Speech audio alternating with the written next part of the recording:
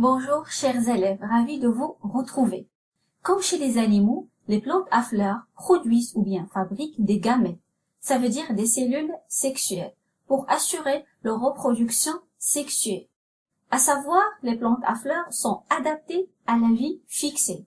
Alors, comment les plantes à fleurs se reproduisent-elles? Donc, pour répondre à cette question et bien d'autres, restez avec moi. On va commencer tout d'abord par l'anatomie de la fleur, qui est l'appareil reproducteur des plantes à fleurs. La fleur est constituée par les parties suivantes. Le pistil, il est composé de 3 parties. Le stigmate, le style, et pour le 3e élément, on va le découvrir dans la partie suivante. L'androcée est constitué par l'ensemble des étamines et chaque étamine est composée de 2 parties, l'antère et le filet. La corolle, c'est l'ensemble des pétales, le calice, c'est l'ensemble des sépales, et à la fin, le pédoncule. Le rôle de la corolle et le calice est la protection des autres pièces florales ainsi que l'attraction des insectes. Après avoir identifié les différentes parties de la fleur, on va réaliser un ensemble d'expériences pour préciser les organes intervenant dans la reproduction sexuelle et mettre en évidence l'origine de la transformation de la fleur en fruit. Je vous laisse avec les expériences. Expérience 1. On arrache les étamines d'une fleur, d'un cerisier A, puis on la frotte avec un pinceau. On passe ensuite le pinceau sur le pistil de la fleur du cerisier B, sans toucher les étamines. Résultat, après 15 jours, la fleur du cerisier B a fané. Expérience 2. On arrache le pistil d'une fleur d'un cerisier A, puis on la frotte avec un pinceau. On passe ensuite le pinceau sur une des fleurs du cerisier B. Résultat, après 15 jours, la fleur du cerisier B est transformée en fruit. Expérience 3.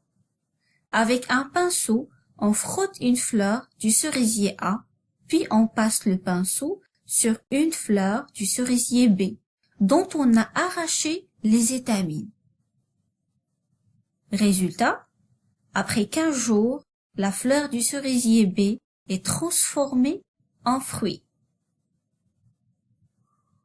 Expérience 4. Avec un pinceau, on frotte une fleur du cerisier A, puis on passe le pinceau sur une fleur du cerisier B, dont on a arraché le pistil. Résultat, après 15 jours, la fleur du cerisier B a fané.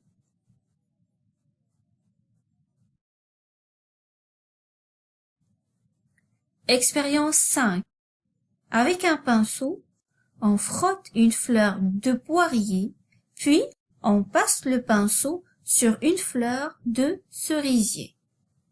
Le résultat obtenu après 15 jours, la fleur du cerisier a fané.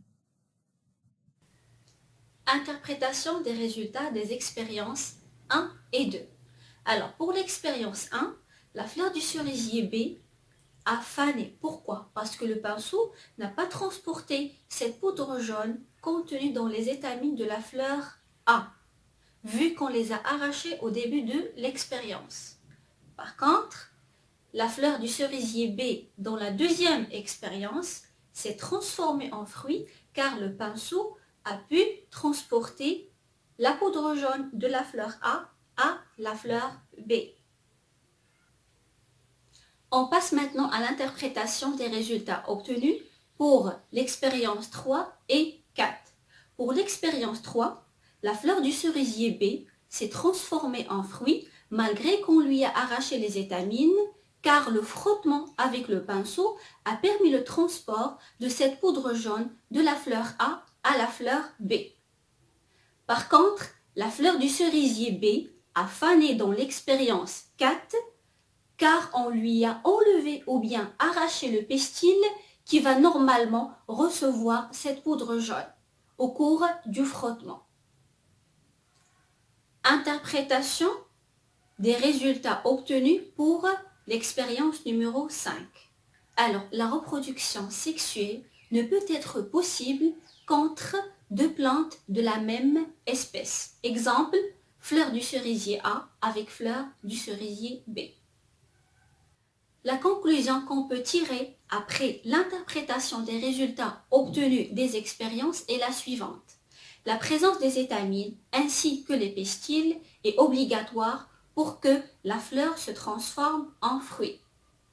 Donc, les étamines sont les organes reproducteurs mâles qui produisent des gamètes mâles contenus dans les grains de pollen, la poudre jaune. Et le pistil est l'organe reproducteur femelle qui renferme des ovules contenus dans le verre dans lesquels on trouve le gamète femelle qui est l'oosphère. Notre vidéo a touché sa fin. Je vous donne rendez-vous pour une nouvelle capsule vidéo dans laquelle on va traiter la pollinisation et la fécondation chez les plantes à fleurs. Au revoir.